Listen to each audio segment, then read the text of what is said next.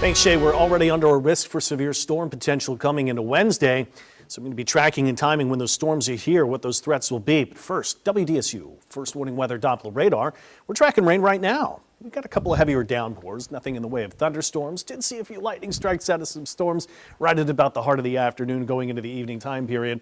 But when we've got that rain, it looks to be moving in some parts of New Orleans and the metro. We've had some rain earlier in the west, and here you see Metairie, River Ridge, Harahan, Waggaman getting some heavier downpours, Bucktown, Metairie, Lakeside Mall getting some of that rain that we've got in the shopping center. We've got some more scattered showers here and there. Coastal areas have some more rain outside of Boothville here too. We've also seen some rain into the North Shore. Here coming out of near Lacombe, some showers that have rolled right on through west of Nicholson, Florenville you can see. And we also have some lighter showers that are a little farther north and along the border with Mississippi here too. So we looked at Kentwood, Tangipahoa to Roseland and Meets within there as well. We got some heavier downpour potential, but again, no lightning with it. Hey, it was a day with another warm one. We started off with temperatures only into the 60s, and we ended up in the 80s once again. 66 officially here in town, 61 Bogalusa. We ended up 84 at Lakefront and Slidell. Gulfport set records at 77 with a record high, and we set our own record of 83. Beats the old record of 2020 at 81 degrees. We've done 3 record highs in the last 6 days, so we've been really warm. Real-time temperatures just show that we're still into the 70s, officially 72. We're already under levels 1 and 2 risks for possible severe storms Wednesday night. And you can see a lot of us under that level 2 risk. So let's show you exactly what we're looking at for this forecast. From here on out, there could be a few overnight showers. Don't expect a whole lot of heavier storm activity way of thunderstorms, and nothing severe with this, but there's still a chance of rain.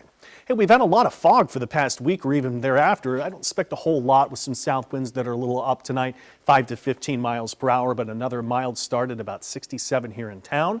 Let's track in time the storm potential here tomorrow into Wednesday. We wake up, I think everything's fine. We're getting around free and clear. First morning that we don't have to allow that extra time for fog. I do see that around late morning, midday, that this is a wave of showers, possible embedded thunderstorm to come through. I don't expect that to be severe, but it could put down a little bit of rain that adds into what comes later in the day. If this comes out, we get a little bit of sunshine to come through. That could add the heat to the possibility of severe weather. But again, this is just shower activity to about the afternoon time period.